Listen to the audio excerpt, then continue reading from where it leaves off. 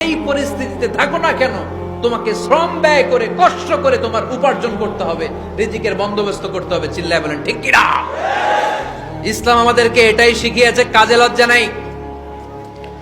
আবার বিশ্বনবী বললেন, ইন খামাতিস সাআ ওয়া ফি ইয়াদি আহাদিকুম ফাসিলাতুন, তোমাদের কারো হাতে যদি একটা চারা বীজ থাকে, সে যদি দেখে কিয়ামত হতে শুরু করেছে, ফাইন ইসতাতাআ আন ইয়াগরিসাহা ক্বাবলা আন তাকুমাস সাআ ফালইয়াগরিসহা, কারো হাতে একটা চারা বীজ নিয়ত করেছে, চারা বীজটা রোপণ করবে, ইন দা মিন টাইম দেখলো কিয়ামত হতে শুরু করেছে, বিশ্বনবী বললেন যদি তোমার সুযোগ থাকে কিয়ামত হওয়ার আগে চারা বীজটা রোপণ করে দাও।